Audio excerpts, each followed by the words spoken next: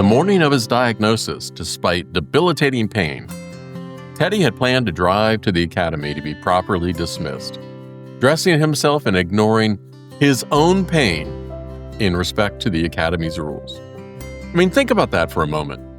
You're 27 years old. You've just received news that will change everything. Your body is screaming at you to stay in bed. But you're getting dressed anyway because you made a commitment to something bigger than yourself. Maybe you know someone like this, someone who keeps their word even when the world is falling apart. Hi, I'm Steve Rode, and this is True Stories from the Obit Files. A few times a week, I share one real story from a real obituary about someone who lived a life worth remembering or knowing about. These aren't celebrities or headlines. These are just ordinary people who quietly held the world together. But here's what I didn't expect when I kept reading about Theodore. Teddy Golubowski. Most people spend their 20s figuring out what to do. And Teddy spent his becoming exactly who he was meant to be. Born in 1998 to Donna McKinnon and Ted Golubowski, Teddy grew up in Toms River, New Jersey. One of those shore towns where everybody knows everybody else, and Friday night football games are community events. He started playing football when he was 5 years old, suiting up as a Toms River Raider. 5 years old. That's kindergarten. Most kids that age are figuring out how to tie their shoes, but Teddy was learning what it meant to be part of a team.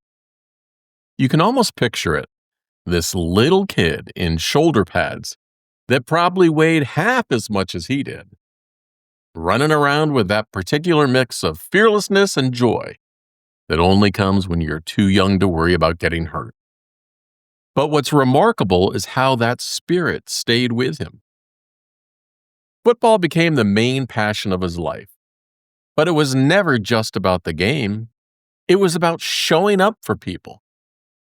Teddy played through high school, first at Toms River High School South, and then at Donovan Catholic, where he graduated in 2016. Then he took it to the next level at McDaniel College in Maryland, playing college football while earning his degree in 2020. 4 years of college football, that's not just talent, that's discipline. Early practices, film study, taking hits, getting back up, and doing it all again the next day. But here's the thing about Teddy. Football was just one part of who he was. He also played baseball, volleyball, ran track and field, and he wrestled. The obituary says he remained driven yet humble, both a loyal teammate and a natural leader. That combination is rare. Most people are either driven or humble, but Teddy figured out how to be both. After college, Teddy came back home to the Jersey Shore and went to work for the Borough of Lavallette Department of Public Works. Now, if you've never worked public works, let me paint you a picture. You're the person who fixes the things that break. You're out there in the snow plowing roads at 4 a.m. so people can get to work. You're patching potholes in July heat. You're the person who makes sure the lights stay on and the water keeps flowing. It's honest work. It's essential work. It's the kind of work that keeps communities running. But Teddy wasn't done yet. In the fall of 2024, something shifted. After years of keeping the infrastructure running, Teddy decided he wanted to serve his community in a different way. He applied to become a police officer. I mean, think about that choice. He could have stayed comfortable, kept his steady job, lived his quiet life. But instead, he chose to step up again, to be the person who runs toward trouble instead of away from it. In March 2025, Teddy entered the Ocean County Police Academy. And this is where the story gets really interesting because Teddy didn't just attend the academy. He excelled. He served as class leader, not just academically, but physically. He was the guy other cadets looked to when things got tough. I wasn't there, but I bet Teddy was the one who helped his classmates through those hard days, the one who kept morale up during the grueling physical training, the one who made sure nobody got left behind. That's what natural leaders do. They make everyone around them just plain better. The academy is demanding. It's supposed to be. They're training people to make split-second decisions that could save lives or cost them. They're building character under pressure, and Teddy was thriving. But here's the turning point that reframes everything about who Teddy really was. The morning he received his diagnosis, and we can read between the lines here about what kind of diagnosis requires treatment at Memorial Sloan Kettering Cancer Center. Teddy was in debilitating pain, the kind of pain that gives you permission to stay in bed, the kind of pain that makes people understand if you can't or don't show up. But Teddy got dressed anyway. He was planning to drive to the academy to be properly dismissed, because that's what you do when you've made a commitment. You honor it, even when honoring it costs you everything. The obituary says his major concern wasn't about his health or the battle ahead. It was about his inability to finish out his time at the academy. I mean, listen to that again. This young man, facing the fight of his life, was worried about letting down his classmates and not completing what he'd started. That tells you everything you need to know about Teddy Golubowski. The people who knew him says he lived with quiet ease. He was honest, humble, and always kind.